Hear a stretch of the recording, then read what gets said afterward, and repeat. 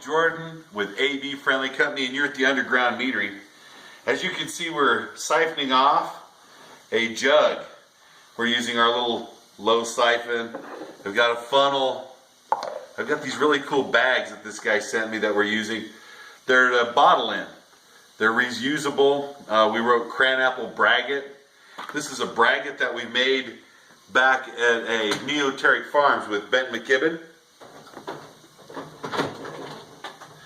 Getting out a couple extra filters out of our washing machine here. What I started doing is, this was made during a winter solstice, and this was made at a Neoteric Farms, Ben McKibben, and we made an cran-apple braggot. The first part of the fermentation had all the fruit in it. The second part of the fermentation, we removed all the adjuncts and stuff out, and it's all done. So as you can see, we're siphoning it across, and we're leaving the sediment at the bottom and moving the cran-apple braggot into pitchers. What we'll do then is we'll take the funnel, pour the pitcher into our bottles. And these are like little plastic bottles that a gentleman sent me. You can write on them. We're going to be reusing these. It usually takes 4 of these for a gallon. So we're just going to keep using these over. We'll be able to wash them out. This will be for a cran-apple braggot that we made. I just wanted to show you real quick that, you know, I've got my gallon jug, and what we're doing is we're basically just siphoning off from the jug to these pitchers, and then we'll use the pitchers to pour into my the bags. You always got to taste your product. So this is just a quick bottling. Instead of using corks or cappers, these have these resealable twist caps.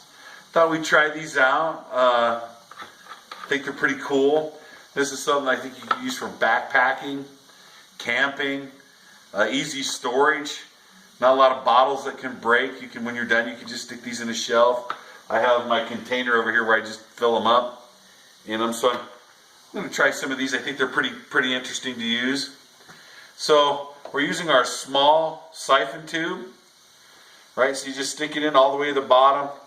You give it a couple pumps, and it siphons across. And what I'm going to do is fill up a couple pitchers here with this cran-apple braggot. So we'll just do one here.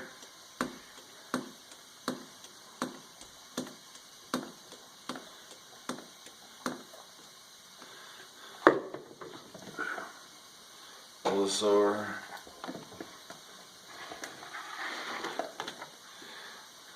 Of course, I'm going to try it.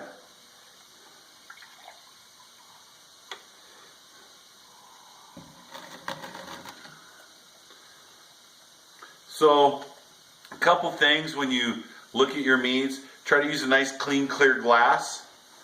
And what you're going to do is you'll pour it, tilt it a little bit, and then roll it. And then what you're going to see is a stream. This is called looking at the legs. This kind of shows you kind of what the alcohol is and how it streams down. The longer the streams, the better the legs, the more alcohol content you have. So that's why you see a lot of people when they do wine tasting, they do this so they can see the ridge or the ring from the alcohol content and watch it slowly stream down. That's the legs. Also helps get the aroma out so you can smell it. So you're looking for the legs, which is the alcohol ring as it drifts down. The aroma, so you can smell the blossom of what the wine is or mead that you're making. And then you're going to take an initial big drink. And most people, when they're tasting, take a big drink, swirl it in their mouth, and then spit it out, trying to see how it first hit the front of their tongue, how it initialized the palate, what were the after effects. When you study drinks, you'll learn that different sides of your tongue are picking up bitterness, sweetness, bland flavors. It also helps with the aroma with your nose to what you're tasting. So you just give it a little swirl, check the legs. It smells good.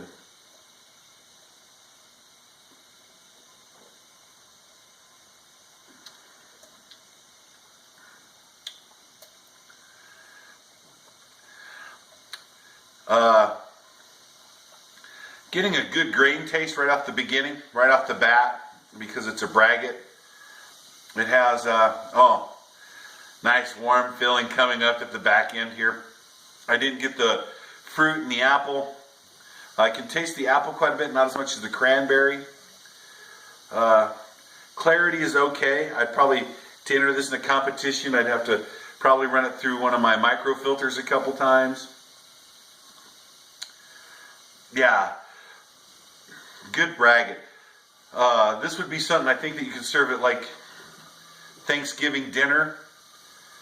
It has a full body taste to it, so that's not too bad.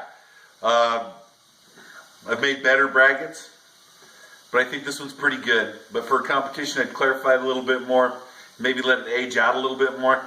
This was made all the way back in October of 2016, so it might need to age a little bit more. It hasn't even been a year yet.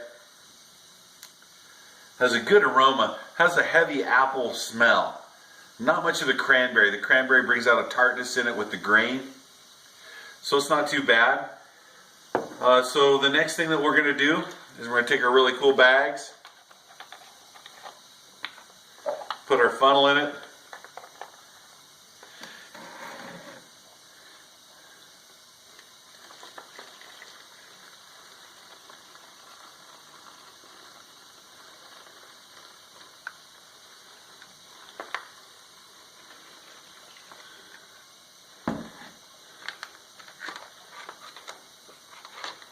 and you can see they stand up by themselves, which I think is pretty cool once they start filling up. Now, I have used these before, and I've learned don't fill them up too full, because if there's any active ingredients, and if you're using a champagne yeast, it'll want to carbonate, putting pressure on this bag, blowing it up, right? So they're not as strong as a glass bottle, but I think, you know, if you can see that's already filled to right here. Here's the line level. So we can probably put just a little bit more in.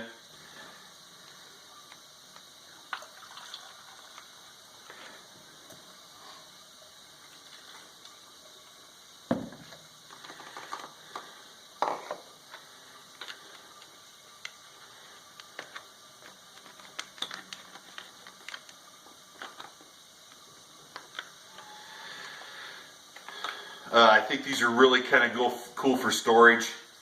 Like I said, it's a little bag. Great for gifts. I just wanted to show you real quick how we bottle some different stuff of our meads. This is siphoning off a cran-apple braggot here at the Underground Meadery. Just a little quick lesson on what you're looking for when you're judging your meads, the smells, the legs, the clarity, quick bottling methods.